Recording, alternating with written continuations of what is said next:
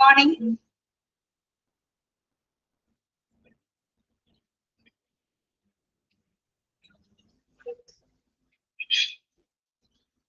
Okay, Harishma, good morning. Shilpa, Kaveri, okay. Okay, Shabana.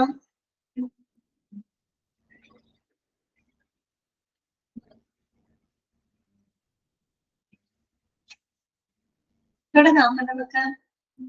Okay, Rishma, good morning.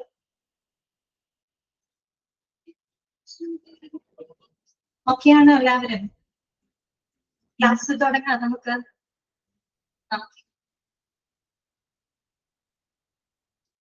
ഇനി എടുക്കാൻ പോകുന്ന ഭാഗങ്ങള് നമുക്ക് കുറച്ച് സ്ലോവിൽ പോയാൽ മതി കേട്ടോ. അതെന്താന്ന് വെച്ചാൽ ഇന്ന് എടുക്കാൻ പോകുന്ന ഭാഗങ്ങൾ കുറച്ച് ബുദ്ധിമുട്ടുണ്ട്, കുറച്ച് ഡ്രൈ ആണ്. അത് നമുക്ക് പതുക്കെ പറഞ്ഞ് പോയാൽ മതി കേട്ടോ, മനസ്സിലാക്കി പോയാൽ മതി. അപ്പൊ നമുക്ക് സ്റ്റാർട്ട് ചെയ്യാം. ഇന്നലത്തെ ക്ലാസ്സില് നമുക്ക് പറഞ്ഞു നിർത്തിയത്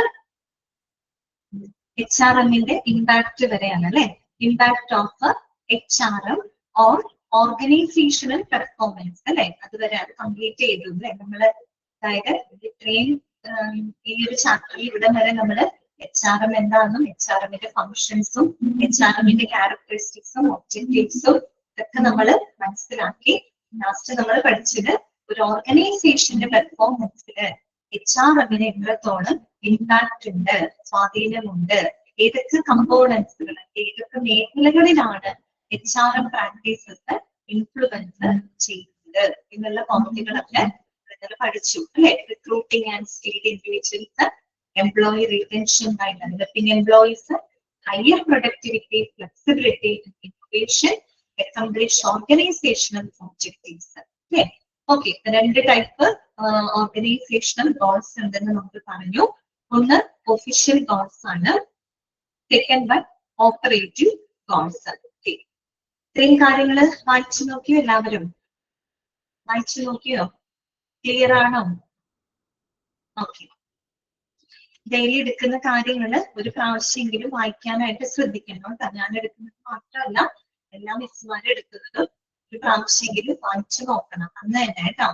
ഓക്കെ, അല്ലെങ്കിൽ എന്തുണ്ടാവും, മറന്നു പോകും. പിന്നീട് നമുക്ക് ചിലപ്പോൾ വായിക്കുമ്പോൾ എന്താണ് ഉദ്ദേശിക്കുന്നതെന്ന് ചിലപ്പോൾ മനസ്സിലാവില്ല. ഡെയിലി വായിച്ചു പോകാനായിട്ട് ശ്രദ്ധിക്കണം കേട്ടോ. ഓക്കെ, ഒരു പരിചയമാക്കി വെക്കണം. പഠിക്കാൻ പറ്റിയില്ലെങ്കിലും വായിച്ച് കാര്യങ്ങൾ മനസ്സിലാക്കി വെച്ച് പോയിരിക്കണം കേട്ടോ. കാരണം എക്സാമിന്റെ സമയമാകുമ്പോ ഞാൻ കൂടെ ഒരുമിച്ചിരുന്ന് വായിക്കാന്ന് പറഞ്ഞാൽ നടക്കുന്ന കാര്യമല്ല. അതുകൊണ്ട് ഇന്നും അങ്ങനെ വായിച്ചു നോക്കാൻ ശ്രമിക്കുന്നു കേട്ടോ. ഓക്കെ, അപ്പൊ നമുക്ക് ഇനി ബാക്കിയുള്ള ഭാഗങ്ങള് നോക്കാം.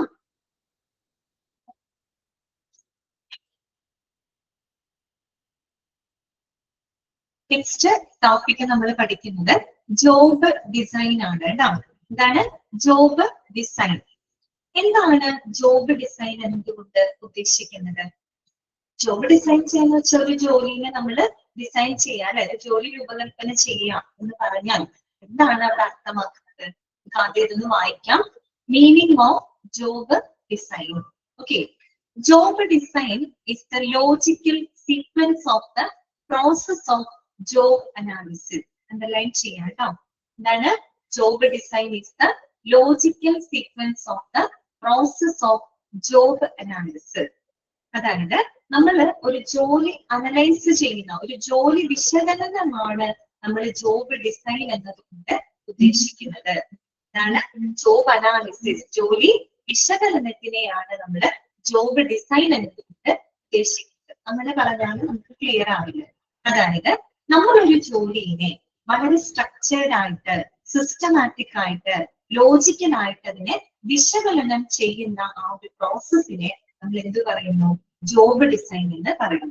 വിശകലനം ചെയ്യാം എന്ന് പറഞ്ഞാൽ എന്താണ് ഉദ്ദേശിക്കുന്നത്? ആ ഒരു സ്പെസിഫിക് ജോബ് റോളുമായിട്ട് ബന്ധപ്പെട്ട ടാസ്കുകൾ എന്തൊക്കെയാണ്, റെസ്പോൺസിബിലിറ്റീസ് എന്തൊക്കെയാണ്, ആ ഒരു ജോബിൽ നിന്നും നമ്മളുടെ എക്സ്പെക്ടേഷൻസ് എന്തൊക്കെയാണ്, ഇങ്ങനെയുള്ള കാര്യങ്ങളൊക്കെ വിശകലനം ചെയ്യുന്നൊരു പ്രോസസ്സ്.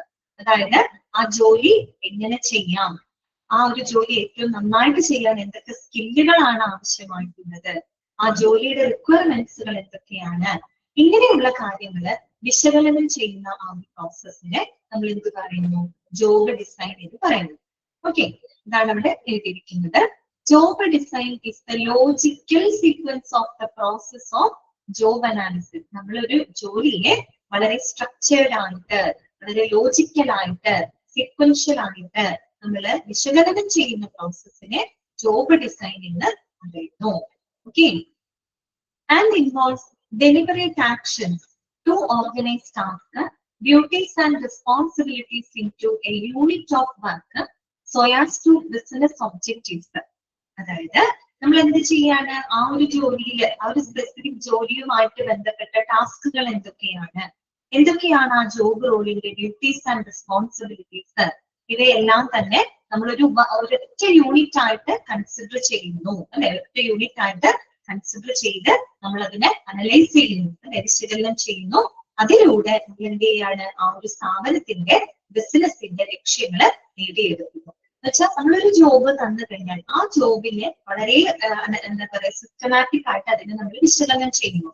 ആ ഒരു ജോലിയുടെ ടാസ്കുകൾ എന്തൊക്കെയാണ്, ജോലിയിൽ വരുന്ന പ്രവർത്തനങ്ങൾ എന്തൊക്കെയാണ്, ആ ഒരു ജോബ് റോളുമായിട്ട് ബന്ധപ്പെട്ട ഡ്യൂട്ടീസ് ആൻഡ് റെസ്പോൺസിബിലിറ്റീസ് എന്തൊക്കെയാണ്, ആ ജോലി എങ്ങനെ ചെയ്യണം, ആ ജോലിയുടെ റിക്വയർമെന്റ്സുകൾ എന്തൊക്കെയാണ്, ആ ജോലി ഏറ്റവും നല്ല രീതിയിൽ ചെയ്യാൻ നമുക്ക് എന്തൊക്കെ സ്കില്ലുകൾ ഡെവലപ്പ് ചെയ്യണം, അങ്ങനെ നമ്മളൊരു ജോലിനെ എന്ത് ചെയ്യാണ്, ഇങ്ങനെ അനലൈസ് ചെയ്യുന്ന ആ ഒരു പ്രോസസ്. അതാണ് എന്ത് ജോബ് ഡിസൈൻ എന്നതുകൊണ്ട് ഉദ്ദേശിക്കുന്നത്. ഓക്കെ, ക്ലിയർ ആയോ പറഞ്ഞത്? കൺസെപ്റ്റ് ക്ലിയർ ആയോ? എന്താണ് ജോബ് ഡിസൈൻ എന്നുള്ളത് ഒന്നുകൂടെ പറയണോ? മനസ്സിലായി? ഓക്കെ, ജോബ് ഡിസൈൻ വളരെ സിമ്പിൾ ആയിട്ടുള്ള ഒരു കൺസെപ്റ്റ് ആണ്. It is the logical sequence of the process of job analysis. ഒരു ജോലിയെ സ്ട്രക്ചേർഡ് ആയിട്ട്, ലോജിക്കൽ ആയിട്ട്, സിസ്റ്റമാറ്റിക് ആയിട്ട് നമ്മുടെ വിശകലനം ചെയ്യുന്ന ആ ഒരു പ്രോസസ്സിനെയാണ് വിശകലനം ചെയ്യാന്ന് പറയുമ്പോൾ ആ ജോലിയിൽ വരുന്ന ടാസ്കുകള്, ആ ജോലിയുമായിട്ട് ബന്ധപ്പെട്ട ഡ്യൂട്ടീസ് ആൻഡ് റെസ്പോൺസിബിലിറ്റീസ്, ആ ജോബിന്റെ റിക്വയർമെന്റ്സ്, ആ ജോലി ചെയ്യാൻ ആവശ്യമായിട്ടുള്ള സ്കില്ലുകള്, ഇങ്ങനെയൊക്കെ ഓരോന്നും നമ്മൾ പ്രത്യേകം അനലൈസ് ചെയ്യുന്ന ആ process that is called job design. Okay, ഇനി പറയുന്നത് ആ ഒരു കൺസെപ്റ്റ് ഒന്നും കൂടെ നിങ്ങൾക്ക് ക്ലിയർ ആവാനായിട്ട് അവിടെ പറയാണ്. Concept of job design. എന്താണ് കൺസെപ്റ്റ് ഓഫ് ജോബ് ഡിസൈൻ? അവിടെ നമ്മൾ ഒരു ജോബ് ഡിസൈനിന്റെ സിഗ്നിഫിക്കൻസിനെ പറ്റിയിട്ടാണ് പറയുന്നത്. സിഗ്നിഫിക്കൻസ് അല്ല, അത് വേറെ വരുന്നുണ്ട്. ആ ജോബ് ഡിസൈന് ആ ഒരു കൺസെപ്റ്റ് കുറച്ചും കൂടെ നമുക്കൊന്ന് വ്യക്തമാക്കാം. അതായത് it is believed that an efficiently structured job motivates the employees for the higher level of performance. Underline ചെയ്യാട്ടോ, അതൊക്കെ ഓരോ പോയിന്റുകളാണ്. It is believed that an efficiently structured job motivates the employees for the higher level of performance. അതായത് ഏറ്റവും efficient ആയിട്ട് structured ആയിട്ടുള്ള ഒരു job design, അങ്ങനെയുള്ള ഒരു ജോബ് ഡിസൈൻ എന്ന് പറയുന്നത് അത് എംപ്ലോയീസിനെ ഏറ്റവും ഉയർന്ന തലത്തിൽ പെർഫോം ചെയ്യുന്നതിന് വേണ്ടിയിട്ട് അവരെ പ്രേരിപ്പിക്കുന്നു എന്നാണ് പറയുന്നത്. എന്ന് വെച്ചാൽ വളരെ സ്ട്രക്ചേർഡ് ആയിട്ട് നമ്മൾ ലോജിക്കൽ ആയിട്ട് ഒരു ജോബ് ഡിസൈൻ നമ്മൾ തയ്യാറാക്കുകയാണെങ്കിൽ ആ ഒരു ജോബ് ഡിസൈൻ, അങ്ങനെയുള്ള ഒരു ജോബ് എന്ന് പറയുന്നത് അത് എംപ്ലോയീസിനെ ഏറ്റവും നല്ല രീതിയിൽ പെർഫോം ചെയ്യുന്നതിന് വേണ്ടിയിട്ട് അവരെ എന്ത് ചെയ്യുന്നുണ്ട്, മോട്ടിവേറ്റ് ചെയ്യുന്നുണ്ട്, അല്ലെ, പ്രേരിപ്പിക്കുന്നുണ്ട്. ഓക്കെ, അതേസമയം poorly designed jobs often result in boredom and employee frustration, high turnover, reduced motivation, low level of productivity, and increase in operating cost. ഇത് മുഴുവൻ ഇമ്പോർട്ടന്റ് ആണ്, അണ്ടർലൈൻ ചെയ്ത് വെക്കാം കേട്ടോ. അതേസമയം poorly designed ആയിട്ടുള്ള ഒരു ജോബ് ആണെങ്കിൽ, ഒരു മോശം ജോബ് ഡിസൈൻ ആണെങ്കിൽ അത് എങ്ങനെയാണ് എംപ്ലോയീസിനെ എഫക്ട് ചെയ്തെന്ന് അറിയാമോ? അത് എംപ്ലോയീസിനിടയിൽ ഒരു വിരസത അല്ലെങ്കിൽ ഒരു എന്താ പറയാ നിരാശ ഉണ്ടാക്കുമെന്നാണ് പറയുന്നത്. എന്നുവെച്ചാൽ നമ്മളൊരു ജോബ് ഡിസൈൻ ചെയ്യുമ്പോൾ കുറെ കൂടെ എംപ്ലോയീസിന് അട്രാക്റ്റീവ് ആകുന്ന തരത്തിൽ വേണം നമ്മൾ ഡിസൈൻ ചെയ്യാനായിട്ട്. കാര്യങ്ങൾ മനസ്സിലാക്കണം കേട്ടോ. അതായത് നമ്മളൊരു ജോബ് ഡിസൈൻ ചെയ്യുന്ന വെച്ചാൽ ജോലിനെ വിശകലനം ചെയ്യാൻ എന്ന് പറഞ്ഞു. സ്ഥിരമായിട്ട് ഒരേ ജോലി നമ്മൾ ചെയ്യുമ്പോൾ നമുക്ക് എന്ത് അനുഭവപ്പെടും?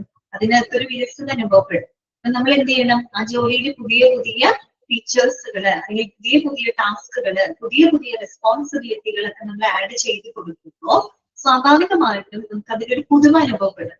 അപ്പൊ അത് ജോലിയെ എംപ്ലോയീസിന് ആ ജോലിയിൽ കൂടുതൽ ആകർഷകമാക്കി മാറ്റുകയും ചെയ്യും. നമുക്ക് എന്ത് ചെയ്യും, അതിനോടൊരു വിരസത അനുഭവപ്പെടുക. നമുക്ക് എന്ത് കാര്യങ്ങളൊരു പുതുമ ഉണ്ടാകുന്നത് നല്ലതാണ് അല്ലെ. ഇന്നും ഒരു പുതുമയുണ്ടെങ്കിൽ നമുക്ക് എന്താണ് ആ ഒരു ജോലി നമുക്ക് വളരെ സന്തോഷപൂർവ്വം അല്ലെങ്കിൽ നമുക്ക് കുറച്ചും കൂടെ സാറ്റിസ്ഫാക്ഷനോട് കൂടി ചെയ്യാനായിട്ട് സാധിക്കും അല്ലെ.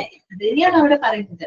വളരെ എഫിഷ്യന്റ് ആയിട്ട് സ്ട്രക്ചർ ചെയ്തിട്ടുള്ള ഒരു ജോബ് ഡിസൈൻ എന്ന് പറയുന്നത് അത് എംപ്ലോയീസിനെ നല്ല രീതിയിൽ പെർഫോം ചെയ്യാനായിട്ട് അവരെ പ്രേരിപ്പിക്കുന്നുണ്ടെങ്കിൽ, വളരെ ഒരു മോശപ്പെട്ട ഒരു ജോബ് ഡിസൈൻ, അതായത് വളരെ പുവർലി സ്ട്രക്ചേർഡ് ആയിട്ടുള്ള ഒരു ജോബ്, അത് എന്തിന് കാരണമാകുന്നു? അത് എംപ്ലോയീസിന്റെ ഇടയിൽ വിരസതയ്ക്കും നിരാശയ്ക്കും കാരണമാകുന്നു. ഒന്നാമത്തത്. രണ്ടാമത്തത് എന്താണ്? High turn over. Turn over എന്ന് പറയുന്നത് ഇവിടെ മീൻ ചെയ്യുന്നത് എന്താണ്? കൂടുതൽ ആളുകള് ആ ജോലി വിട്ടുപോകുന്നതിലേക്ക് കാരണമാകും. ജോലി മടുക്കും. ജോലി മടുക്കുന്നത് എന്താണ്? ജോലി ചെയ്യാൻ താല്പര്യം ഉണ്ടാവില്ല. സ്വാഭാവികമായിട്ട് ആ ജോലി മതിയാക്കി ആളുകൾ പോകാൻ തുടങ്ങും അല്ലെ. അതാണ് ഇവിടെ ടേൺ ഓവർ എന്ന് ഉദ്ദേശിക്കുന്നത് കേട്ടാ. ടേൺ ഓവർ നിങ്ങൾ മീനിങ് നോക്കുമ്പോൾ വിറ്റുവരവെന്നൊക്കെ കാണും. അപ്പൊ അതല്ല ഇവിടെ ഉദ്ദേശിക്കുന്നത്. എംപ്ലോയി ടേൺ ഓവർ അത് വർദ്ധിപ്പിക്കുന്നു എന്ന് വെച്ച് കഴിഞ്ഞാല് കൂടുതൽ എംപ്ലോയീസ് എന്താണ് ജോലി വിട്ടുപോകാനായിട്ട് അത് കാരണമാകുന്നു. അതുപോലെ തന്നെ റെഡ്യൂസ്ഡ് മോട്ടിവേഷൻ, അവരുടെ മോട്ടിവേഷൻ അത് റെഡ്യൂസ് ചെയ്യുന്നു അല്ലെ. അവർക്കൊരു ഇത് തോന്നില്ല, ഒരു പ്രോത്സാഹനോ അല്ലെങ്കിൽ ഒരു മോട്ടിവേഷൻ, അവർക്ക് ഒട്ടും മോട്ടിവേറ്റഡ് ആയിരിക്കില്ല അവര്. അപ്പൊ റെഡ്യൂസ്ഡ് മോട്ടിവേഷൻ കുറയ്ക്കുന്നു. സ്വാഭാവികമായിട്ട് എന്ത് സംഭവിക്കും?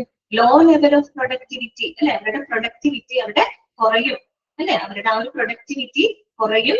And increase in operating cost, പ്രവർത്തന ചെലവുകള് അവിടെ വർദ്ധിക്കും. കാര്യം എന്താണ്? ആളുകള് ജോലി മതിയാക്കി പോകുമ്പോ ആ സ്ഥാപനത്തിന് മുന്നോട്ട് പോകണമെങ്കിൽ അവർക്ക് എന്തുണ്ടാവും? ധാരാളം പ്രവർത്തനം അല്ലെ, മുന്നോട്ട് പോകാൻ നല്ല ചെലവ് വരും അവർക്ക് അല്ലെ, എക്സ്പെൻസ് വരും. അപ്പോ ഇതൊക്കെയാണ് ഒരു പുവർലി ഡിസൈനഡ് ജോബ് ഡിസൈൻ മൂലം ഉണ്ടാകുന്ന ആഫ്റ്റർ ഇഫക്റ്റ്. നിങ്ങൾ അവിടെ പഠിക്കുമ്പോൾ ശ്രദ്ധിക്കേണ്ടത് രണ്ടിന്റെയും റിസൾട്ട് മനസ്സിലാക്കി വെക്കാം. അപ്പോ അങ്ങനെ ചോദിക്കാം, ഒരു എഫിഷ്യൻലി സ്ട്രക്ചേർഡ് ജോബ് ഡിസൈൻ എന്ത് റിസൾട്ട് ആണ് നമുക്ക് തരുന്നത്? It motivates employees for the higher level of performance. അത് എംപ്ലോയീസിനെ ഏറ്റവും ഹയർ ലെവലിൽ പെർഫോം ചെയ്യുന്നതിനായിട്ട് അവരെ മോട്ടിവേറ്റ് ചെയ്യുന്നു. അതേസമയം ഒരു പുവർലി ഡിസൈനഡ് ജോബ് എന്താണ്, എന്ത് റിസൾട്ട് ആണ്, എന്ത് കോൺസിക്വൻസ് ആണ് ഉണ്ടാക്കുന്നത് എന്ന് ചോദിച്ചാൽ ആ പോയിന്റുകളൊക്കെ നിങ്ങൾ ഓർത്തു വെക്കണം. ഒന്നെന്താണ്? It leads to boredom and employee frustration. അത് എംപ്ലോയീസിന്റെ ഇടയിൽ വിരസതയ്ക്കും നിരാശയ്ക്കും കാരണമാകുന്നു. ഒന്നാമത്തത്. രണ്ടാമത്തെ എന്താണ്? ഹൈ ടേൺ ഓവർ അല്ലെ. ടേൺ ഓവർ വർദ്ധിക്കുന്നു. അതായത് എംപ്ലോയീസ് ജോലി വിട്ടുപോകുന്ന സാഹചര്യങ്ങൾ, ജോലി വിട്ടുപോകുന്ന എംപ്ലോയീസിന്റെ എണ്ണം വർദ്ധിക്കുന്നു. മൂന്നാമത്തെ പോയിന്റ് എന്താണ്? റെഡ്യൂസ്ഡ് മോട്ടിവേഷൻ കുറയ്ക്കുന്നു. പിന്നെ എന്ത് സംഭവിക്കുന്നു? That leads to the low level of പ്രൊഡക്ടിവിറ്റിയിൽ അവരുടെ ഉത്പാദനക്ഷമത കുറയ്ക്കുന്നു.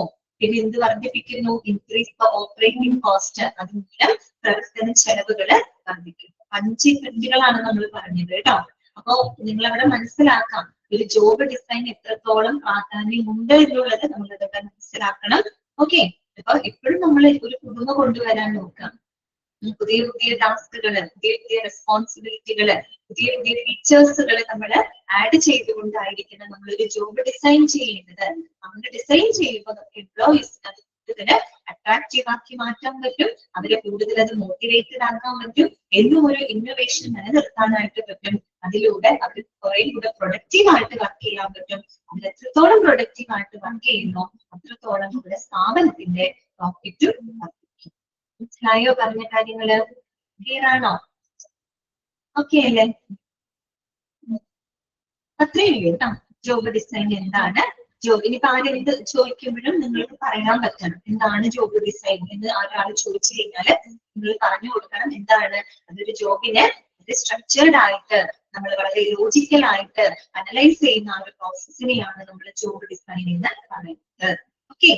ജോബ് ഡിസൈനിന് എത്രത്തോളം ഇമ്പോർട്ടൻസ് ഉണ്ട് എന്നുള്ളതും നമ്മൾ മനസ്സിലാക്കി. നമുക്ക് വായിച്ചു നോക്കിയേ. ആ മീനിങ്ങും കൺസെപ്റ്റും ഒന്ന് ജസ്റ്റ് വായിച്ചു നോക്കി, എന്നിട്ട് നമുക്ക് അടുത്തത് പറയാം.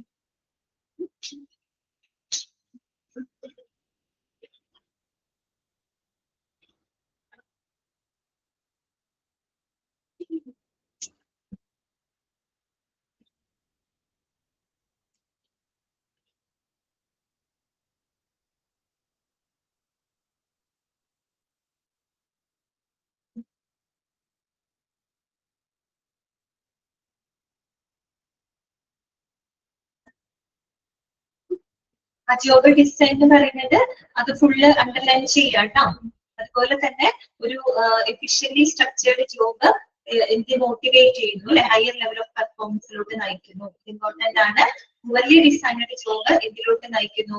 കുറെ പോയിന്റ്സ് അവിടെ പറഞ്ഞിട്ടുണ്ട്. Result in boredom and employee frustration, high turnover, reduced motivation, low level of productivity, increase in operating cost. അങ്ങനെയുള്ള പോയിന്റുകളൊക്കെ ഇമ്പോർട്ടന്റ് ആണ് കേട്ടോ.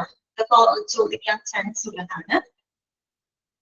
അങ്ങനെയാണെങ്കിൽ നമുക്ക് നെക്സ്റ്റ് ടോപ്പിക് പറയട്ടെ, അടുത്തേക്ക് പോവാലോ. ക്ലിയർ ആയില്ലേ എല്ലാവർക്കും? നെക്സ്റ്റ് വരുന്നതാണ് ജോബ് ക്യാരക്ടറിസ്റ്റിക്സ് മോഡൽ. എന്താണ് ജോബ് ക്യാരക്ടറിസ്റ്റിക്സ് മോഡൽ? എന്താണ് ജോബ് ക്യാരക്ടറിസ്റ്റിക്സ് മോഡൽ? നമ്മളിപ്പോ ജോബ് ഡിസൈനെ പറ്റി പറഞ്ഞില്ലേ? അപ്പൊ നമുക്കറിയാം അല്ലെ, സ്ട്രക്ചേർഡ് ആയിട്ടുള്ള ഒരു ജോബ് ഡിസൈൻ എത്രത്തോളം ഇമ്പോർട്ടന്റ് ആണെന്നുള്ളത് നമുക്ക് മനസ്സിലായി. അങ്ങനെ ഒരു എഫിഷ്യന്റ് ആയിട്ടുള്ള ഒരു ജോബ് ഡിസൈൻ തയ്യാറാക്കുന്നതിന് വേണ്ടിയിട്ട് നമ്മൾ മുന്നോട്ട് വെച്ചിട്ടുള്ള ഒരു മോഡലാണിത്, ജോബ് ക്യാരക്ടറിസ്റ്റിക്സ് മോഡൽ. ആ ഒരു മോഡൽ ഉപയോഗപ്പെടുത്തിക്കൊണ്ടാണ് നമ്മൾ എന്ത് ചെയ്യുന്നത്, നല്ലൊരു ജോബ് ഡിസൈൻ ചെയ്യുന്നത്. ഓക്കെ, പലതരം മോഡൽസ് ഉണ്ടാവാം, പക്ഷെ നമുക്ക് പഠിക്കാനുള്ളത് ഈ ഒരു മോഡൽ മാത്രമേ ഉള്ളൂ. അതായത് എഫിഷ്യന്റ് ആയിട്ടുള്ള ഒരു ജോബ് ഡിസൈൻ തയ്യാറാക്കുന്നതിന് വേണ്ടിയിട്ട് നമ്മൾ മുന്നോട്ട് വെച്ചിട്ടുള്ള one of the most influential attempt ആണ് ഇത് ജോബ് ക്യാരക്ടറിസ്റ്റിക്സ് മോഡൽ എന്ന് പറയുന്നത്. അപ്പൊ ആ ഒരു മോഡൽ നമുക്ക് മനസ്സിലാക്കണം. ഓക്കെ, അപ്പൊ അതിനെ കുറിച്ച് പോയിന്റുകളൊക്കെ പറയുന്നുണ്ട്. നിങ്ങൾ പോയിന്റുകൾ മാത്രം നോട്ട് ചെയ്ത് പഠിക്കുക. നോക്കാം. The job characteristics model is one of the most influential attempts to design the jobs with the increased motivational properties. അതായത് എംപ്ലോയീസിന് കൂടുതൽ മോട്ടിവേഷൻ നൽകുന്ന തരത്തില് ഒരു ജോലി അല്ലെ, നമുക്കറിയാലോ അവർക്ക് കൂടുതൽ മോട്ടിവേഷൻ കൊടുക്കണം. അവർ എപ്പോഴും ആ ജോലിയിൽ മോട്ടിവേറ്റഡ് ആവണം, എൻഗേജ്ഡ് ആയിട്ടിരിക്കണം അല്ലെ, എങ്കിൽ മാത്രമാണ് അവർക്ക് എഫിഷ്യന്റ് ആയിട്ട് പ്രൊഡക്റ്റീവ് ആയിട്ട് വർക്ക് ചെയ്യാൻ പറ്റുള്ളൂ. അങ്ങനെ അവർക്ക് ഒരിക്കലും ഒരു മടുപ്പ് തോന്നരുത് അല്ലെ. ആ ഒരു രീതിയിൽ ഒരുപാട് നല്ല മോട്ടിവേഷണൽ പ്രോപ്പർട്ടീസ് ഉണ്ടാവുന്ന തരത്തില് ഒരു ജോലിയെ ഡിസൈൻ ചെയ്യുന്നതിന് വേണ്ടിയിട്ട് നടത്തിയിട്ടുള്ള ഏറ്റവും ഇൻഫ്ലുവൻഷ്യൽ ആയിട്ടുള്ള മോഡലുകളിൽ ഒന്നാണ് ഇത് ജോബ് ക്യാരക്ടറിസ്റ്റിക് മോഡൽ എന്ന് പറയുന്നത്. ഒന്നാമത്തെ പോയിന്റ് ആണ് പറയുന്നത്. ഇനി പറയുന്നത് ഈ മോഡൽ ആരാണ് ഇൻട്രൊഡ്യൂസ് ചെയ്തത്, എന്നാണ് ഇൻട്രൊഡ്യൂസ് ചെയ്തത്? ഓക്കെ, എന്നാണ് ഇൻട്രൊഡ്യൂസ് ചെയ്തത്? ഓക്കെ, 1975. സെക്കൻഡ് പോയിന്റ് ആണ് പറഞ്ഞത്. 1975 ആരാണ് ഇൻട്രൊഡ്യൂസ് ചെയ്തത്? ഹാഫ്മാൻ ആൻഡ് ഓൾഡം ആണ് കേട്ടോ. അതായത് ഹാഫ്മാൻ ആൻഡ് ഓൾഡം എന്ന് പറയുന്ന വ്യക്തികളാണ് 1975 ഇങ്ങനെ ഒരു മോഡല് ഇൻട്രൊഡ്യൂസ് ചെയ്തത്. 3 പോയിന്റുകൾ കിട്ടിയല്ലോ. എന്ത് ഇൻട്രൊഡ്യൂസ് ചെയ്തു, ആര് ഇൻട്രൊഡ്യൂസ് ചെയ്തു? Okay, proposed by Hackman and Oldham. ഇനി എന്താണ് ഈ മോഡലിന്റെ പ്രത്യേകത എന്ന് അറിയാമോ? അത് അണ്ടർലൈൻ ചെയ്ത് വെക്കാം. The model describes 5 core job dimensions leading to 3 critical psychological states resulting in work-related outcomes. Underline ചെയ്യാം കേട്ടോ.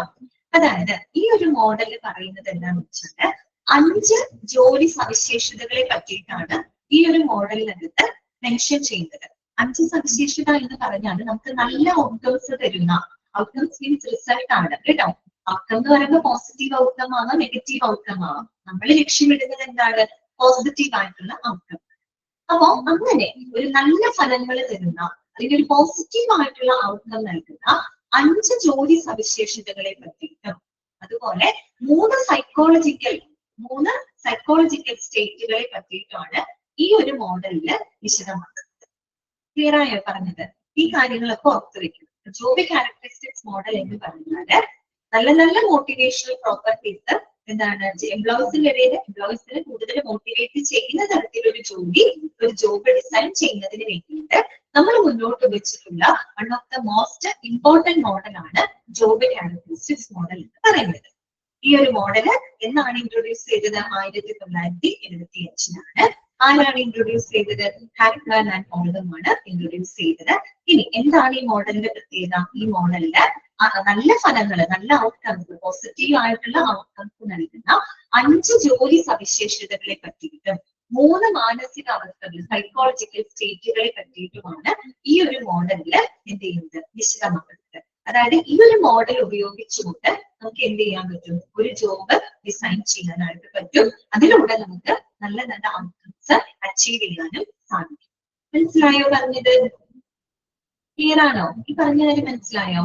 ഓക്കെ. അപ്പൊ നമുക്ക് ആ 5 എന്താ പറയാ ജോലി സവിശേഷതകൾ എന്തൊക്കെയാണെന്നും ആ 3 സൈക്കോളജിക്കൽ സ്റ്റേറ്റുകൾ എന്തൊക്കെയാണെന്നും അതിലൂടെ നമുക്ക് ലഭിക്കുന്ന ഔട്ട്കംസ് എന്തൊക്കെയാണെന്നാണ് ഇനി അവിടെ പറയുന്നത് കേട്ടോ. അപ്പൊ നിങ്ങൾ ആ ഒരു ഡയഗ്രം ജസ്റ്റ് നോക്കുക. Core job characteristics. Core job characteristics എത്ര എണ്ണാണെന്ന് അറിയോ? 5 എണ്ണം. ഇമ്പോർട്ടന്റ് ആണ് കേട്ടോ. ഈ മോഡൽ വളരെ ഇമ്പോർട്ടന്റ് ആണ്. ഏതൊക്കെയാണെന്ന് നോക്കിയേ.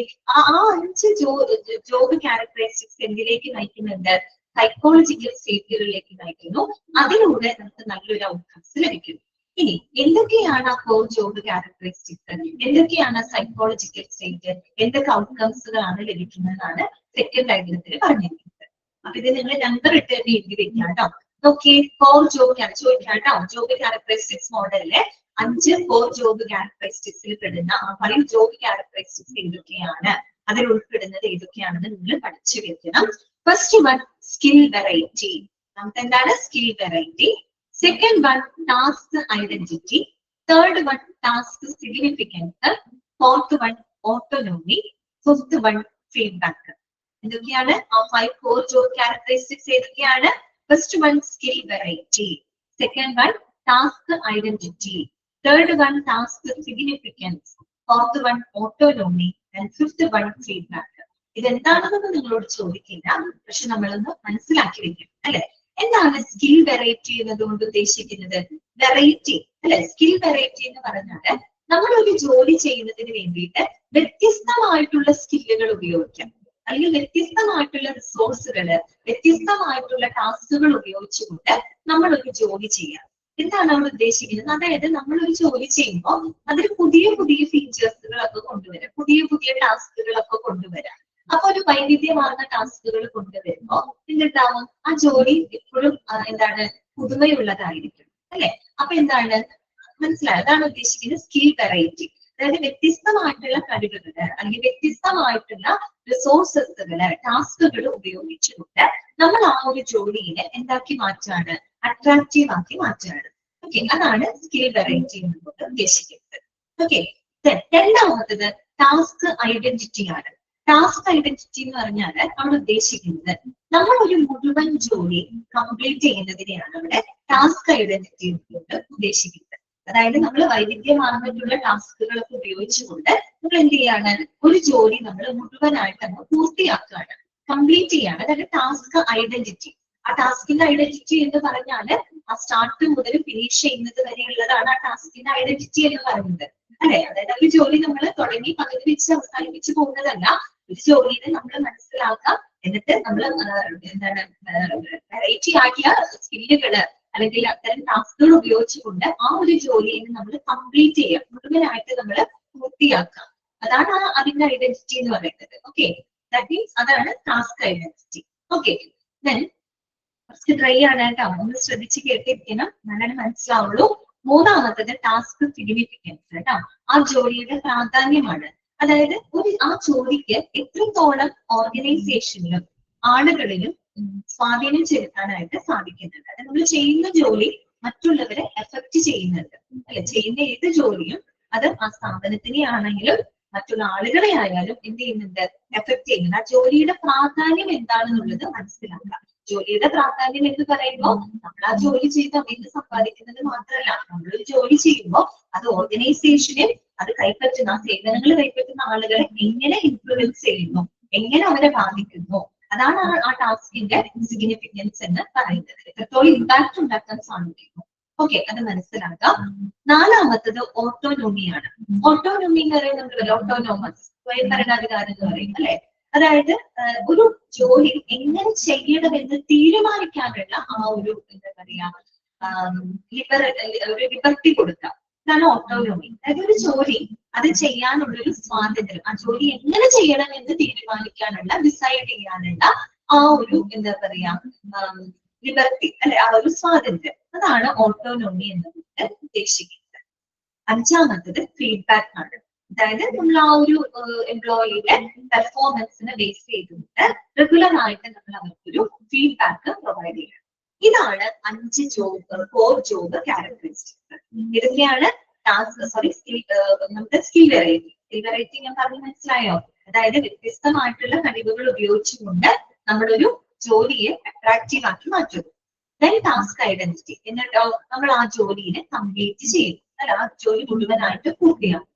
മൂന്നാമത്തത് ടാസ്ക് സിഗ്നിഫിക്കൻസ്, ആ ജോലി എത്രത്തോളം ഓർഗനൈസേഷന് ഇമ്പാക്ട് ചെയ്യുന്നുണ്ട്, അല്ലെ? നമ്മൾ അങ്ങനെ ഒരു ജോലി ചെയ്യുമ്പോ അല്ലെങ്കിൽ നമ്മളൊരു സേവനങ്ങൾ കൊടുക്കുമ്പോ അത് ആ ഒരു സ്ഥാപനത്തിനെയും വ്യക്തികളെയും എത്രത്തോളം ഇമ്പാക്ട് ഉണ്ടാക്കുമോ എന്ന് മനസ്സിലാക്കുക.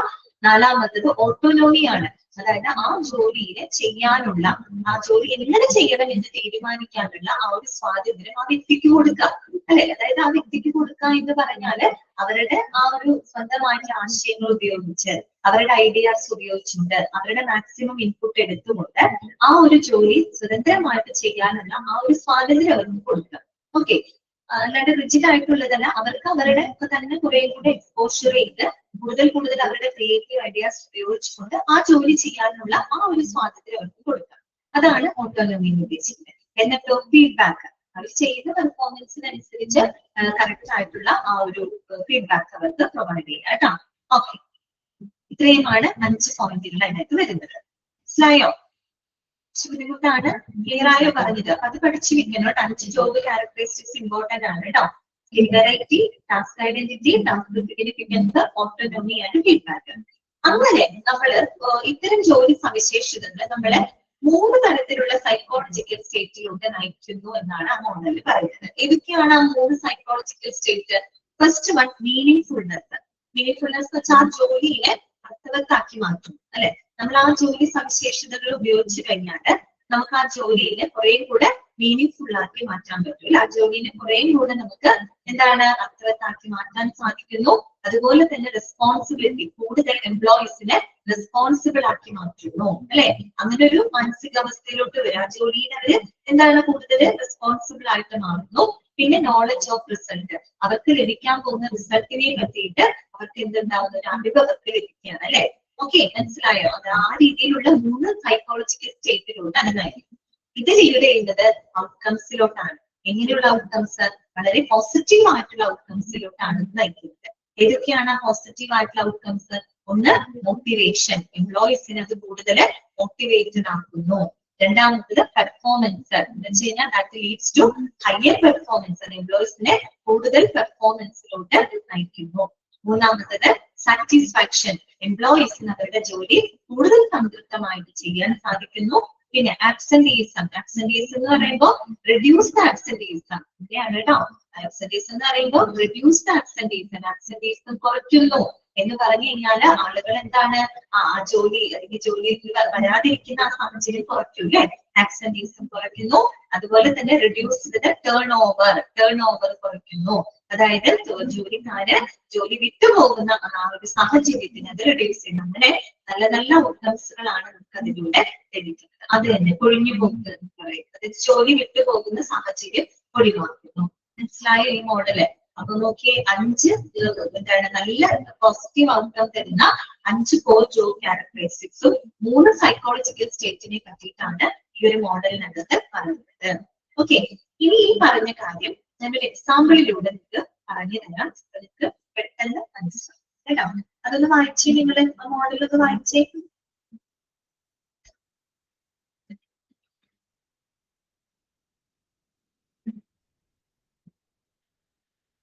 അപ്പൊ ആ ഒരു മോഡൽ ക്ലിയർ ആയെന്ന് വിചാരിക്കുന്നു. 5 കോർ ജോബ് ക്യാരക്ടറിസ്റ്റിക്സും 3 സൈക്കോളജിക്കൽ സ്റ്റേറ്റ്സും അതിൽ നിന്ന് ലഭിക്കുന്ന ഔട്ട്കംസ് ഒക്കെ നിങ്ങൾ നോട്ട് ചെയ്ത് വെക്കുന്നു കേട്ടോ. ഇനി നമുക്ക് എങ്ങനെ ഈ ഒരു ജോബ് ക്യാരക്ടറിസ്റ്റിക്സ് മോഡൽ നമുക്ക് ഒരു ജോലിയിൽ എങ്ങനെ അപ്ലൈ ചെയ്യാനായിട്ട് പറ്റും? എന്റെ എക്സാമ്പിളിന് വേണ്ടി പറയാണ്, ഒരു ഗ്രാഫിക് ഡിസൈനറിന്റെ ജോലിയാണെന്ന് വിചാരിക്കാം. ഒരു ഗ്രാഫിക് ഡിസൈനർ ജോബ് ആണെന്ന് വിചാരിക്കാം. അപ്പൊ നമ്മൾ ആദ്യത്തെ 5 ജോബ് ക്യാരക്ടറിസ്റ്റിക്സ് എന്താണ്? ഒന്ന് സ്കിൽ വെറൈറ്റി. സ്കിൽ വെറൈറ്റി എന്ന് പറയുന്നത് അദ്ദേഹം ഒരു ഗ്രാഫിക് ഡിസൈനർ ആണെങ്കിൽ എന്ത് ചെയ്യും? വെറൈറ്റി ഓഫ് ഡിസൈൻസ് ഉപയോഗിച്ചുകൊണ്ട് അല്ലെങ്കിൽ വെറൈറ്റി ഓഫ് ഡിസൈൻസ് അദ്ദേഹം ക്രിയേറ്റ് ചെയ്യും. അതാണ് അവിടുത്തെ സ്കിൽ വെറൈറ്റി. മനസ്സിലായോ? അതായത് അദ്ദേഹം വെറൈറ്റി ആയിട്ടുള്ള കുറെ ഡിസൈൻസുകളെ ക്രിയേറ്റ് ചെയ്യുന്നു, അല്ലെ?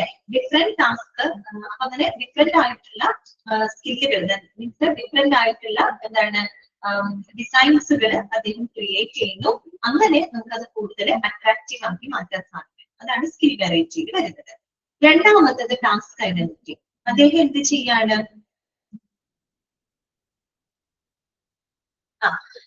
വ്യത്യസ്തമായിട്ടുള്ള ഡിസൈൻസ് അദ്ദേഹം ക്രിയേറ്റ് ചെയ്യും. അതാണ് സ്കിൽ വെറൈറ്റിയിൽ വരുന്നത്.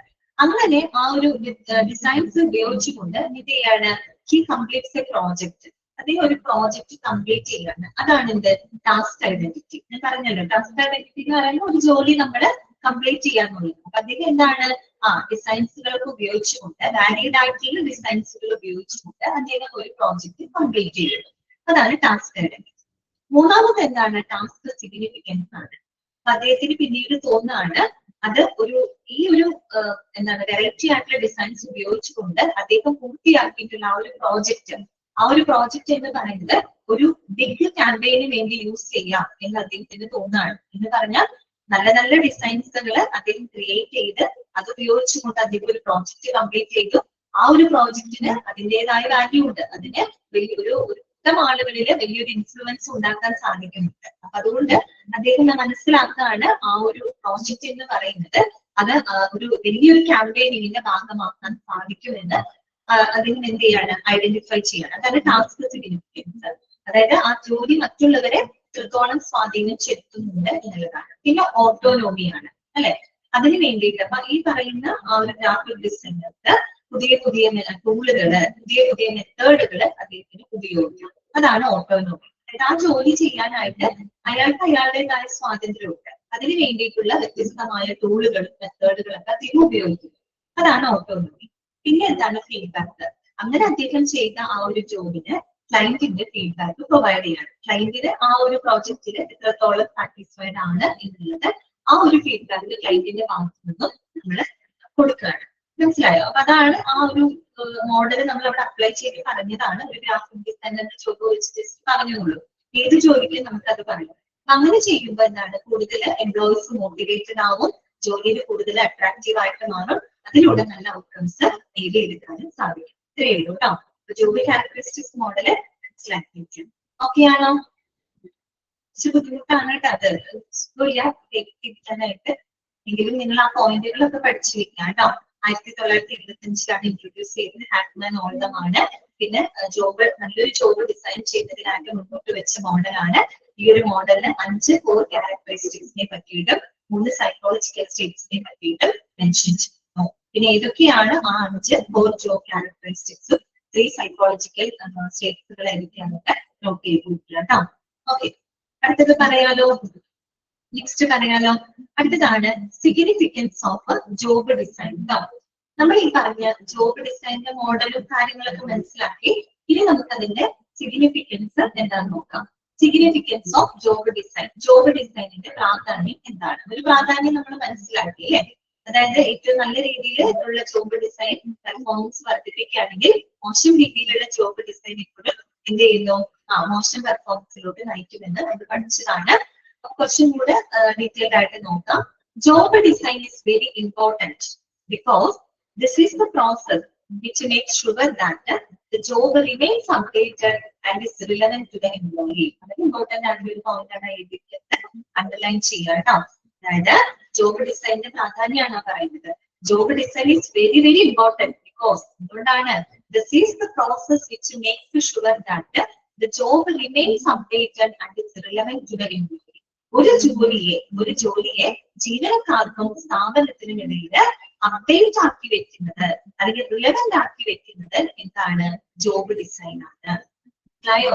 ജോബ് ഡിസൈൻ എന്ന് പറയുന്നത് ഒരു ജോലിയെ എംപ്ലോയീസിന്റെ ഇടയിലും സ്ഥാപനത്തിന്റെ ഇടയിലും കൂടുതൽ അപ്ഡേറ്റഡ് ആക്കി അല്ലെങ്കിൽ റിലവന്റ് ആക്കി വെക്കുന്നു. അപ്ഡേറ്റഡ് ആക്കി വെക്കുക എന്ന് പറഞ്ഞാൽ എന്താണ് അവിടെ ഉദ്ദേശിക്കുന്നത്? എപ്പോഴും അതിലൊരു പുതുമ നിലനിർത്തുന്നു അല്ലെ, അപ്ഡേറ്റ് ചെയ്തുകൊണ്ടേയിരിക്കുന്നു. അതുപോലെ എംപ്ലോയീസിന് അത് റിലവന്റ് ആക്കുന്നു എന്ന് പറഞ്ഞാൽ എംപ്ലോയീസിന് അത് കൂടുതൽ എന്താണ്, അവർക്ക് പ്രയോജനപ്പെടുന്നുണ്ട്, അവർക്ക് കൂടുതൽ അട്രാക്റ്റീവ് ആക്കി മാറ്റുന്നു. അട്രാക്റ്റീവ് ആക്കി മാറ്റുന്നതിൽ ഇമ്പോർട്ടന്റ് പങ്ക് വഹിക്കുന്നത് എന്താണ്, ജോബ് ഡിസൈൻ ആണ്. ശരിക്കും പറഞ്ഞാൽ നമ്മളൊരു ആപ്പ് നമ്മൾ അപ്ഡേറ്റ് ചെയ്യുന്നതിന് തുല്യമായിട്ട് കണക്കാക്കിയാൽ മതി. ഇപ്പൊ നമ്മള് ഫേസ്ബുക്ക്, ഇൻസ്റ്റാഗ്രാം ഇതൊക്കെ നമ്മൾ ഉപയോഗിക്കാറില്ല. ഇടയ്ക്കൊക്കെ നമ്മൾ എന്ത് ചെയ്ത് അപ്ഡേറ്റ് ചെയ്യും അല്ലെ. നമ്മളിത് സ്ഥിരമായിട്ട് ഉപയോഗിക്കുന്ന ആൾക്കാരാണ്. ഇൻസ്റ്റാഗ്രാം, ഫേസ്ബുക്ക് ഇതൊക്കെ നമ്മൾ നോക്കാറുണ്ട് അല്ലെ. അപ്പോ അത് നമുക്കറിയാം. അപ്പൊ നമ്മൾ ഇടയ്ക്ക് എന്ത് ചെയ്യും, ഈ ആപ്പുകൾ നമ്മൾ അപ്ഡേറ്റ് ചെയ്ത് കൊടുക്കും. അപ്ഡേറ്റ് ചെയ്യുമ്പോൾ എന്താണ്, അതിൽ പുതിയ പുതിയ ഫീച്ചേഴ്സുകളും കാര്യങ്ങളും വരും. അപ്പൊ നമുക്ക് കുറേ കൂടെ അത് അട്രാക്റ്റീവ് ആയിട്ട് മാറും അല്ലെ.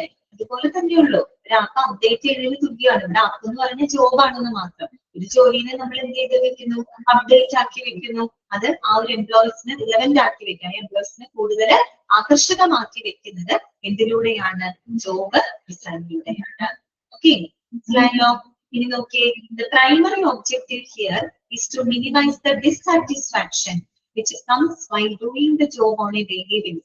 നമ്മൾ ദിവസേന ജോലി ചെയ്യുമ്പോൾ ഉണ്ടാവുന്ന ആ ഒരു ഡിസാറ്റിസ്ഫാക്ഷൻ ഉണ്ടല്ലോ, ഒരു അതൃപ്തി, അത് കുറയ്ക്കുക എന്നുള്ളതാണ് നമ്മൾ ജോബ് ഡിസൈൻ കൊണ്ട് ലക്ഷ്യമിടുന്നത്. എന്ന് പറഞ്ഞാൽ നമ്മൾ അപ്ഡേറ്റ് ചെയ്യാണ് ജോബ് ഡിസൈനിലൂടെ. ആ ജോലിയിൽ പുതിയ പുതിയ ടാസ്കും പുതിയ പുതിയ ഫീച്ചേഴ്സും പുതിയ പുതിയ റെസ്പോൺസിബിലിറ്റിയും അങ്ങനെയൊക്കെ കൊടുത്ത് നമ്മൾ അത് എപ്പോഴും അപ്ഡേറ്റ് ചെയ്തുകൊണ്ടിരിക്കുകയാണ്. അങ്ങനെ ചെയ്യുമ്പോൾ എന്താണ്, നമുക്ക് ദിവസേന ആ ജോലി ചെയ്യുമ്പോൾ ഉണ്ടാക്കുന്ന ആ ഒരു ഡിസാറ്റിസ്ഫാക്ഷൻ നമുക്ക് അവിടെ മിനിമൈസ് ചെയ്യാനായിട്ട് സാധിക്കും. Okay, the dissatisfaction can lead to employees leaving the organization and causing issues for the company. ഈ ഡിസാറ്റിസ്ഫാക്ഷൻ ഉണ്ടായാൽ എന്താണ് കുഴപ്പം? എംപ്ലോയീസ് ആ ജോലി വിട്ടുപോകും, അല്ലെ? ടേൺ ഓവർ കൂടും, അല്ലെ? ആ ഒരു ഓർഗനൈസേഷൻ വിട്ടുപോകും. അത് കമ്പനിക്ക് അതിന് ഒരുപാട് പ്രശ്നങ്ങളും നഷ്ടങ്ങളും ഉണ്ടാകും. Job design has the primary responsibility of regularly updating the job. Underline ചെയ്യാട്ടോ, ഒരു ജോബ് ഡിസൈനിന്റെ പ്രധാനപ്പെട്ട റെസ്പോൺസിബിലിറ്റി എന്ന് പറഞ്ഞാൽ എന്താണ്? Regularly updating the job. ഒരു ജോലിയെ റെഗുലർ ആയിട്ട് അപ്ഡേറ്റ് ചെയ്യുക എന്നുള്ളതാണ് ജോബ് ഡിസൈനിന്റെ പ്രധാനപ്പെട്ട റെസ്പോൺസിബിലിറ്റി എന്ന് പറയുന്നത്.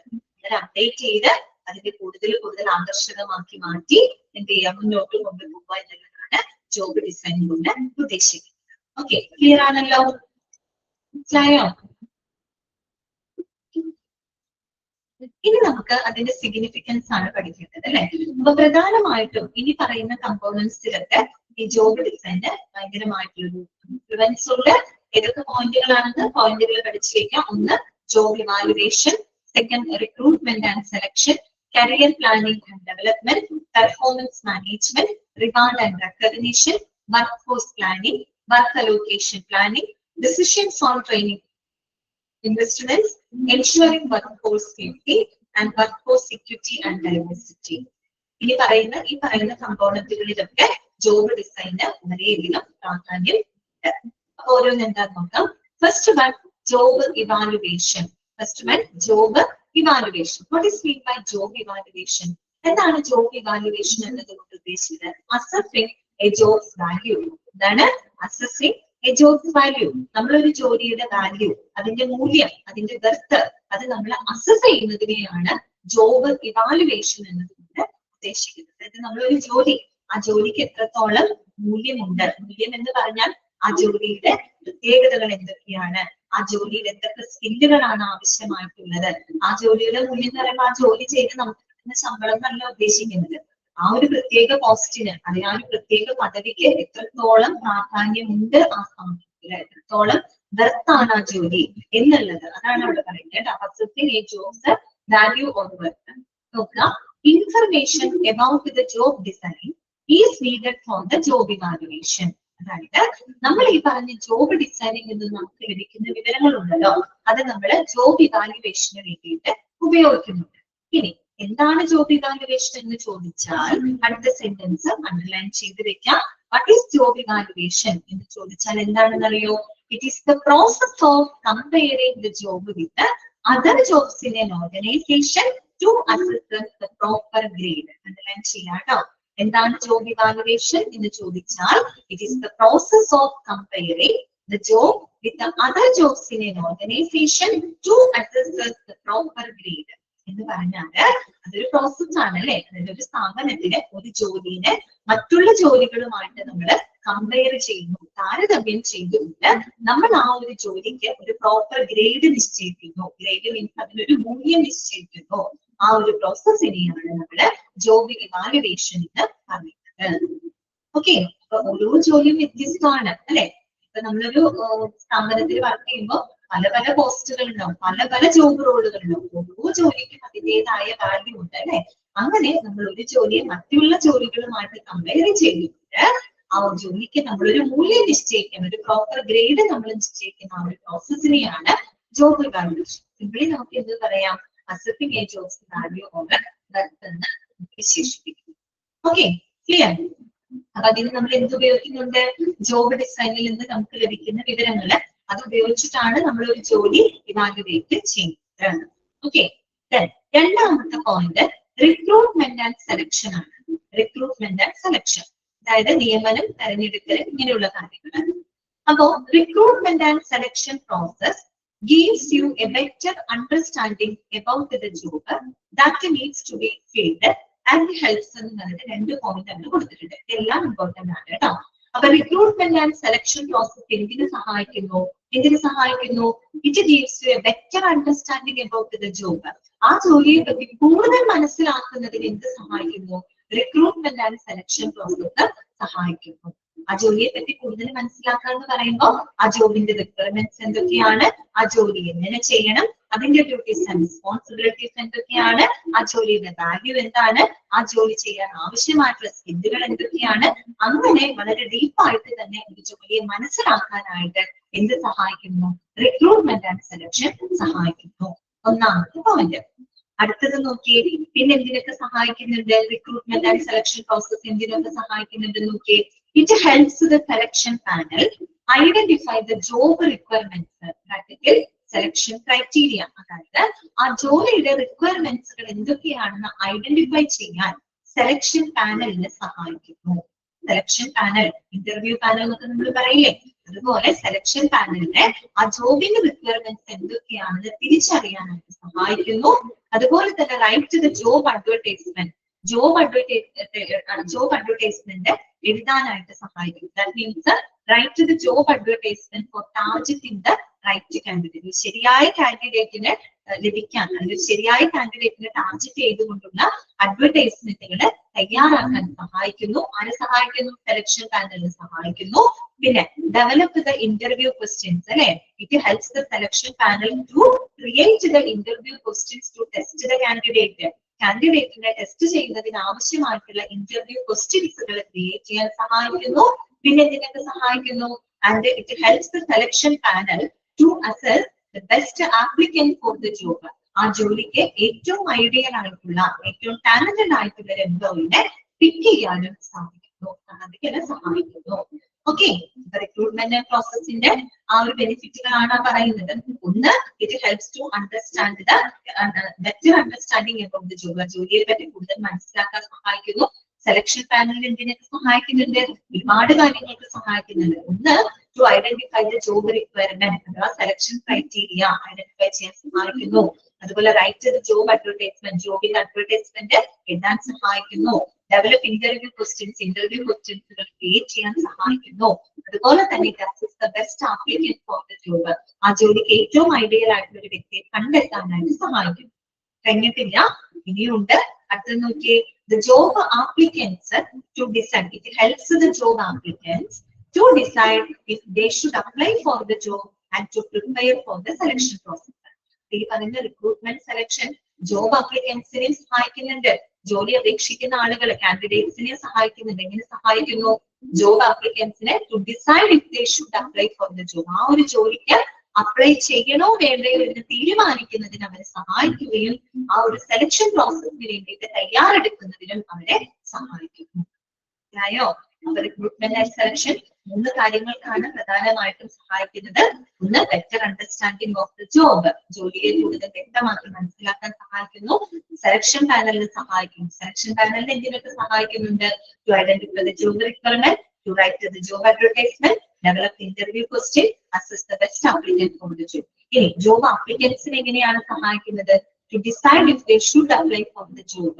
ആ ജോലിക്ക് അപ്ലൈ ചെയ്യണോ വേണ്ടയോ എന്ന് തീരുമാനിക്കാനും സെലക്ഷൻ പ്രോസസ്സിന് വേണ്ടിയിട്ട് തയ്യാറെടുക്കുന്നതിനും ഈ പറയുന്ന റിക്രൂട്ട്മെന്റ് ആൻഡ് സെലക്ഷൻ പ്രോസസ് എനിക്ക് സഹായിക്കുന്നുണ്ട്. ഓക്കെ, ക്ലിയർ ആയോ? ഓക്കെ ആണോ? അടുത്തത് കേട്ടോ, അടുത്തത് എന്താണെന്ന് നോക്കിയേ, കരിയർ പ്ലാനിങ് ആൻഡ് ഡെവലപ്മെന്റ്. എന്താണ് കരിയർ പ്ലാനിങ് ആൻഡ് ഡെവലപ്മെന്റ്? എന്താണ് അവിടെ ഉദ്ദേശിക്കുന്നത്? Information helps. ഏത് ഇൻഫർമേഷൻ? എവിടെ നിൽക്കുന്ന information? The information from the job design. നമ്മൾ ജോബ് ഡിസൈനിന്റെ സ്വാധീനത്തെ പറ്റിയാണ് പഠിക്കുന്നത്. അപ്പൊ ജോബ് ഇവാലുവേഷനിൽ അതിന് ഇമ്പോർട്ടൻസ് ഉണ്ട്, റിക്രൂട്ട്മെന്റ് ആൻഡ് സെലക്ഷനിൽ ഇമ്പോർട്ടൻസ് ഉണ്ട്. ഒന്നാമത്തെ പ്രാധാന്യം എവിടെയാണ് വരുന്നത്? കരിയർ പ്ലാനിങ് ആൻഡ് ഡെവലപ്മെന്റിലും അതിന് വലിയൊരു സ്വാധീനമുണ്ട്. എങ്ങനെയാണെന്ന് നോക്കി. The information helps. ഏത് ഇൻഫർമേഷൻ ആണ്? Information from the job design. Job ഡിസൈനിൽ നിന്ന് ലഭിക്കുന്ന ഇൻഫർമേഷൻസ് എന്തിനു സഹായിക്കുന്നു? Helps the employees to understand the requirements of their role. അവരുടെ ആ ഒരു റോള്, അതായത് എംപ്ലോയീസിന്റെ ആ ഒരു സ്പെസിഫിക് റോൾ ഉണ്ടല്ലോ, അവരുടെ ജോബ് റോള്, ആ ജോബിന്റെ റിക്വയർമെന്റ്സുകൾ മനസ്സിലാക്കാൻ അവരെ സഹായിക്കുന്നു. അതുപോലെ തന്നെ understand the needs of other Rolls in the organisation. ആ ഒരു ഓർഗനൈസേഷനിലെ മറ്റു പല ജോബ് റോളുകളുടെയും ആവശ്യകതകൾ മനസ്സിലാക്കാൻ സഹായിക്കുന്നു. And recognise the abilities necessary for their chosen profession. അവര് ചൂസ് ചെയ്തിട്ടുള്ള പ്രൊഫഷൻ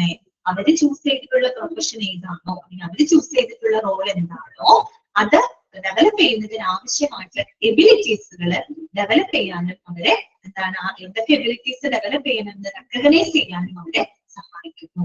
അങ്ങനെ എന്ത് ചെയ്യണം? കരിയർ പ്ലാനിങ് ആൻഡ് ഡെവലപ്മെന്റ് അവര് സ്വയം ഡെവലപ്പ് ചെയ്തുകൊണ്ട് അവരുടെ കരിയർ അവർ എന്ത് ചെയ്യാണ്? പ്ലാൻ ചെയ്ത് അതിനെ കരിയർ ഡെവലപ്പ് ചെയ്ത് കൊണ്ടുവരാം. മനസ്സിലായല്ലോ? അപ്പൊ ജോബ് ഡിസൈനിലൂടെ ലഭിക്കുന്ന ഇൻഫർമേഷൻ എംപ്ലോയീസിന് എന്തിനെ സഹായിക്കുന്നു? എംപ്ലോയീസിന് അവരുടെ ജോബ് റോളിന്റെ റിക്വയർമെന്റ്സ് മനസ്സിലാക്കാൻ സഹായിക്കുന്നു. അവരുടെ ജോബ് റോള് മാത്രമല്ല, ആ ഓർഗനൈസേഷനുള്ള മറ്റു പല ജോബ് റോളുകളുടെയും റിക്വയർമെന്റ്സ് മനസ്സിലാക്കാൻ സഹായിക്കുന്നു. പിന്നെ അവര് തെരഞ്ഞെടുത്ത പ്രൊഫഷന്റെ ആവശ്യമായിട്ടുള്ള അത് നല്ല രീതിയിൽ ചെയ്യാൻ ആവശ്യമായിട്ടുള്ള എബിലിറ്റീസുകൾ തിരിച്ചറിയുന്നതിന് വളരെ ഹെൽപ്പ് ചെയ്യുന്നു. Okay, clear? ഇതാണ് കരിയർ പ്ലാനിങ് ആൻഡ് ഡെവലപ്മെന്റിലെ ഓക്കെ. അടുത്തത് കേട്ടോ, നെക്സ്റ്റ് വരുന്നത് പെർഫോമൻസ് മാനേജ്മെന്റ്. ഈ പെർഫോമൻസ് മാനേജ്മെന്റിനെ പറ്റിയിട്ട് ഡീറ്റെയിൽഡ് ആയിട്ട് നമ്മൾ മൂന്നാമത്തെ ചാപ്റ്ററിൽ പഠിക്കുന്നുണ്ട് കേട്ടോ. ട്രെയിനിങ് ആൻഡ് ഡെവലപ്മെന്റ് എന്ന് പറഞ്ഞിട്ട് ഒരു ചാപ്റ്റർ ഉണ്ട്, അതിനകത്ത് പറയുന്നുണ്ട്. എങ്കിലും മനസ്സിലാക്കി വെക്കാം. പെർഫോമൻസ് മാനേജ്മെന്റ് എന്ന് പറഞ്ഞാൽ എന്താണ്? It is the process of managing the performance of N organisation. ഇതാണ് പെർഫോമൻസ് മാനേജ്മെന്റ്. ഒരു സ്ഥാപനത്തിന്റെ അല്ലെങ്കിൽ ഒരു ഓർഗനൈസേഷന്റെ പെർഫോമൻസ് മാനേജ് ചെയ്യുന്ന പ്രോസസ്സിനെയാണ് നമ്മള് പെർഫോമൻസ് മാനേജ്മെന്റ് എന്ന് പറഞ്ഞാൽ എന്താണ് അവർ ഉദ്ദേശിക്കുന്നത്? ഏതൊരു സ്ഥാപനത്തിനും അവരുടേതായ ഗോൾസ് ആൻഡ് ഒബ്ജക്റ്റീവ്സ് ഉണ്ട്, അല്ലെ? ലക്ഷ്യങ്ങളുണ്ട്.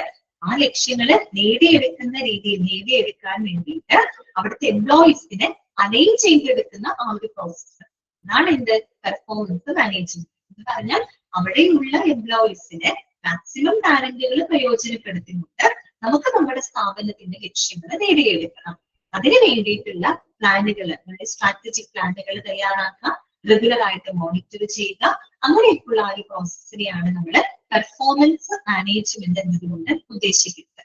അപ്പൊ കൂടുതലും നമ്മുടെ റോള് വരുന്നത് മാനേജർമാർക്കും സൂപ്പർവൈസേഴ്സിനും ഒക്കെ ആയിരിക്കും.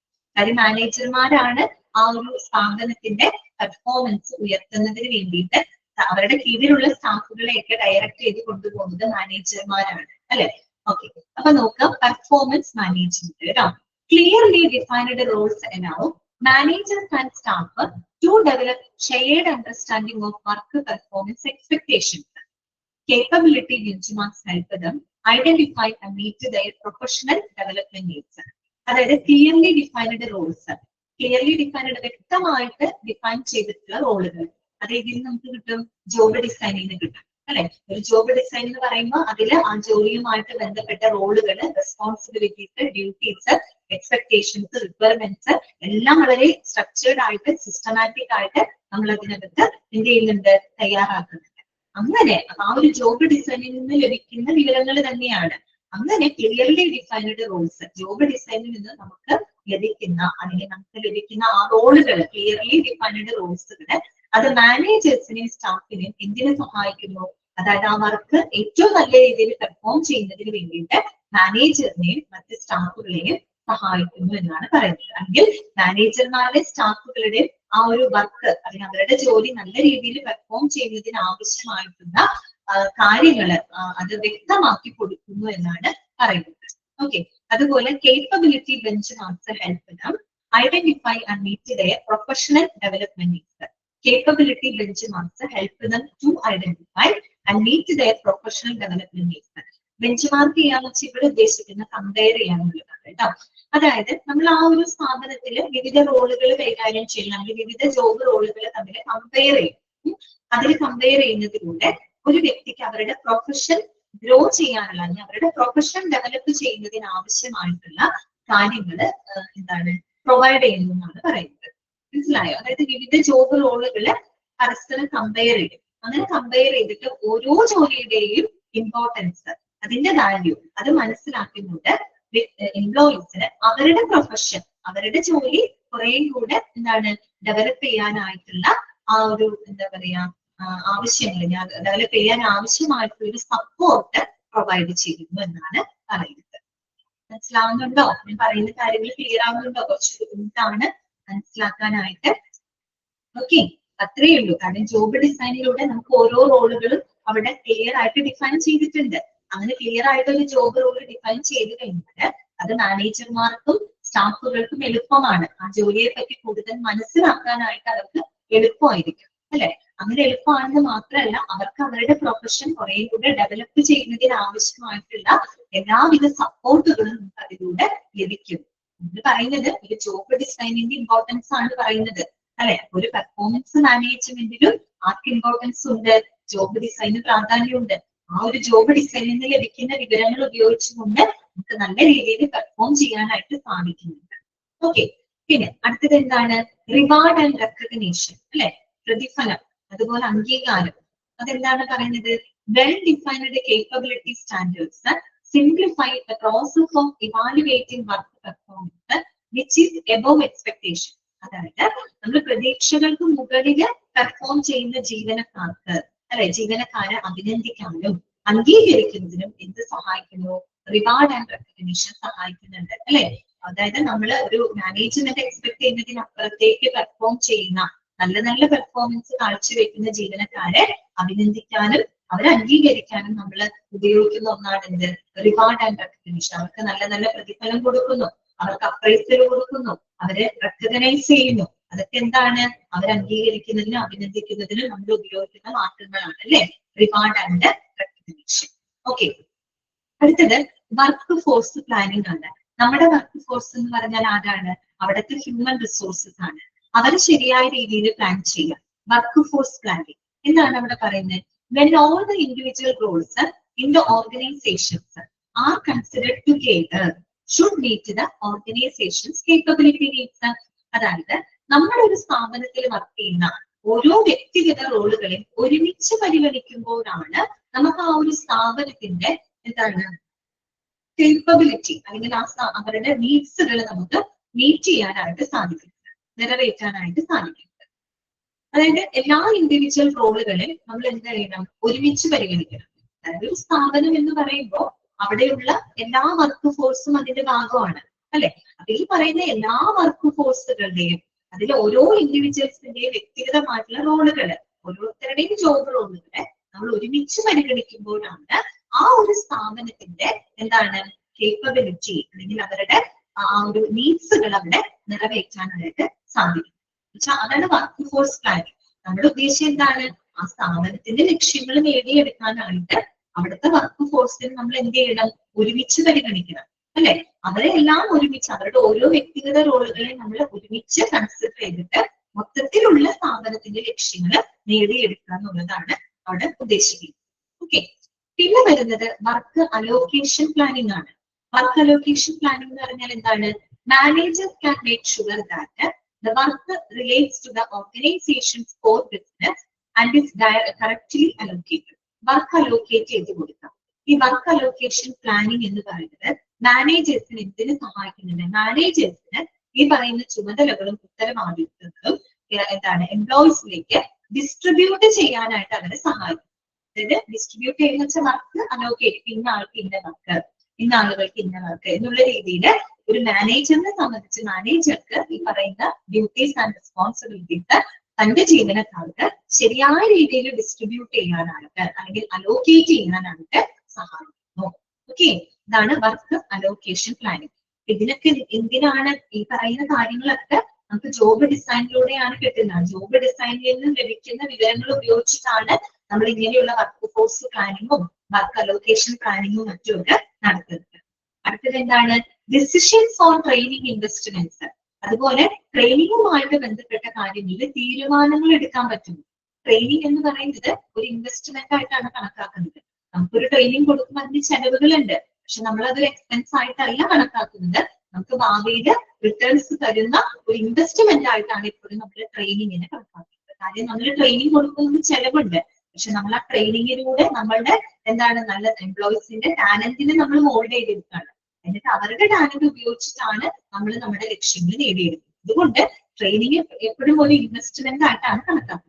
അപ്പൊ അങ്ങനെയുള്ള ട്രെയിനിങ് ഇൻവെസ്റ്റ്മെന്റുകളെ പറ്റിയുള്ള തീരുമാനങ്ങൾ എടുക്കുന്നതിന് സഹായിക്കും. Okay, individual and organisational training R better targeted. നമ്മളവിടെ ഓരോ വ്യക്തികൾക്കായിക്കോട്ടെ അതുപോലെ ആ സ്ഥാപനത്തിന്റെയും ട്രെയിനിങ് സംബന്ധമായിട്ടുള്ള തീരുമാനങ്ങളുടെ കുറെ കൂടെ ഫോക്കസ് ചെയ്യാനായിട്ട് സഹായിക്കും. എങ്ങനെ ട്രെയിനിങ് കൊടുക്കണം, ഏത് രീതിയിലുള്ള ട്രെയിനിങ് കൊടുക്കണം, ഏത് രീതിയിലുള്ള ട്രെയിനിങ് കൊടുത്തുകൊണ്ട് നമുക്ക് അവരുടെ ടാലന്റ് വർദ്ധിപ്പിക്കാൻ പറ്റും എന്നുള്ള അങ്ങനെയുള്ള ആ ഒരു ട്രെയിനിങ് ഇൻവെസ്റ്റ്മെന്റ്സിനെ പറ്റിയുള്ള തീരുമാനങ്ങൾ എടുക്കുന്നതിന് അത് സഹായിക്കുന്നുണ്ട്. ഓക്കെ, പിന്നെന്താണ് ensuring work force safety. Work force means അവിടുത്തെ ഹ്യൂമൻ റിസോഴ്സസിന്റെ സേഫ്റ്റി ഉറപ്പുവരുത്തുന്നു അല്ലെ. ദ ഇൻഫർമേഷൻ, ഏത് ഇൻഫർമേഷൻ ആണ്? The information from the job design. Job ഡിസൈനിൽ നിന്ന് നമുക്ക് ലഭിക്കുന്ന ഇൻഫർമേഷൻസ് എന്തിനു സഹായിക്കുന്നു? That may help identify the threatening conditions, unhealthy environments, or unsafe work practices or process which need to be addressed. അതായത് ഒരു ജോബ് ഡിസൈനിൽ നിന്ന് നമുക്ക് ലഭിക്കുന്ന ഇൻഫർമേഷൻസ് ഒരു തൊഴിൽ സംബന്ധമായിട്ട് അല്ലെങ്കിൽ വർക്ക് പ്ലേസിലെ ത്രെട്ടണിംഗ് ആയിട്ടുള്ള കണ്ടീഷൻസുകള് അല്ലെങ്കിൽ അൺഹെൽത്തി ആയിട്ടുള്ള സാഹചര്യങ്ങള് അല്ലെങ്കിൽ സേഫ് അല്ലാത്ത സുരക്ഷിതമല്ലാത്ത പ്രവർത്തനങ്ങളെ തിരിച്ചറിയാനായിട്ട് സഹായിക്കുന്നു. തിരിച്ചറിയാനായിട്ട് സഹായിക്കുമ്പോൾ നമുക്ക് അതിനനുസരിച്ച് പ്രിവെന്റീവ് മെഷേഴ്സ് എടുക്കാം, എംപ്ലോയീസിന്റെ സേഫ്റ്റിയും നമുക്ക് ഉറപ്പുവരുത്താം അല്ലെ. It may also be used to identify the return to work solutions as a part of the recovery plan. അപ്പൊ അങ്ങനെയുള്ള പ്രശ്നങ്ങളൊക്കെ പരിഹരിച്ചുകൊണ്ട് എംപ്ലോയീസിന് സുരക്ഷിതമായിട്ട് ആ ഒരു വർക്ക് പ്ലേസിലോട്ട് എന്താണ് നമുക്ക് കൊണ്ടുവരുന്നതിനും എന്ത് സഹായിക്കുന്നുണ്ട്? ജോബ് ഡിസൈനിൽ നിന്ന് ലഭിക്കുന്ന വിവരങ്ങള് സഹായിക്കുന്നുണ്ട്. Okay, last and final point ഇതാണ്, workforce equity and diversity.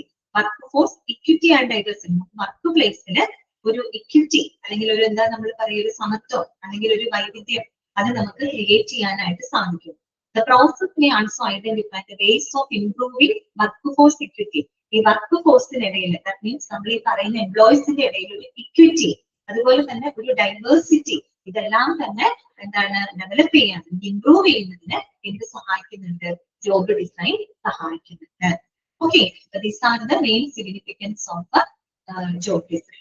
Job ഡിസൈനിന്റെ സിഗ്നിഫിക്കൻസ് ആണ് നമ്മൾ ഈ പറഞ്ഞത്. എവിടെയൊക്കെ എന്തൊക്കെ സ്വാധീനങ്ങൾ ചെലുത്തുന്നുണ്ട്? ജോബ് ഇവാലുവേഷനിൽ ഇമ്പാക്ട് ഉണ്ട്, റിക്രൂട്ട്മെന്റ് ആൻഡ് സെലക്ഷനിൽ വരുന്നുണ്ട്, career planning and development impact ഉണ്ടാക്കുന്നുണ്ട്, performance management, reward and recognition, workforce planning, work allocation planning, decision on training investment, ensuring workforce safety and workforce security and diversity. Okay, അതിൽ എന്താണ് job evaluation അത് പഠിച്ചു വെക്കണമല്ലോ. അതുപോലെ recruitment and selection എന്തിനൊക്കെ സഹായിക്കുന്നു, അതുപോലെ തന്നെ കരിയർ പ്ലാനിങ് ഡെവലപ്മെന്റ് അത് എന്തിനൊക്കെ സഹായിക്കുന്നുണ്ട്, പെർഫോമൻസ് മാനേജ്മെന്റ് എന്തിനു സഹായിക്കുന്നു, റിവാർഡ് ആൻഡ് റെക്കഗ്നിഷൻ എന്തിനു സഹായിക്കുന്നു, ഇതൊക്കെ നിങ്ങൾ നോട്ട് ചെയ്ത് കേട്ടോ. ഓക്കെ, ക്ലിയർ ആണോ? ഇന്നത്തെ ക്ലാസ് നിങ്ങൾക്ക് ഓക്കെ ആണോ? മനസ്സിലായോ? അൺമ്യൂട്ട് ചെയ്തിട്ടുണ്ട് കേട്ടോ.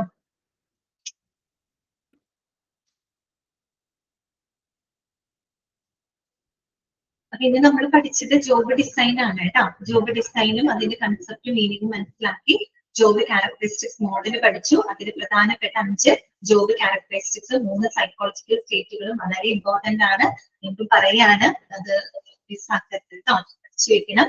ഇത് ജോബ് ഡിസൈനിന്റെ പ്രാധാന്യം. അപ്പൊ 10 പോയിന്റുകളാണ് ഇതിനകത്ത് വരുന്നത്. അതിൽ ഉള്ളിൽ നിന്നും എടുത്ത് ചോദിക്കാം കേട്ടോ. ജോബ് ഇവാലുവേഷൻ എന്താണെന്നും അതൊക്കെ ചോദിക്കാം കേട്ടോ. അപ്പൊ അതൊക്കെ നല്ല പോലെ വായിച്ച് മനസ്സിലാക്കി വെക്കുക കേട്ടോ. ക്ലാസ് കഴിഞ്ഞ ചെയ്തോട്ടെ എങ്ങനെയാണെങ്കിലും ഓക്കെ അല്ലേ എല്ലാവർക്കും? ഇന്ന് തന്നെ വായിക്കണം കേട്ടോ. എന്നിട്ട് നിങ്ങൾ നമ്മൾ പറഞ്ഞ കാര്യങ്ങള് മനസ്സിലാക്കി വായിക്കണം. നിങ്ങളുടേതായ രീതിയിൽ അത് പഠിച്ചു വെക്കണം കേട്ടോ. ഓക്കെ, ശരി കേട്ടോ. Next class.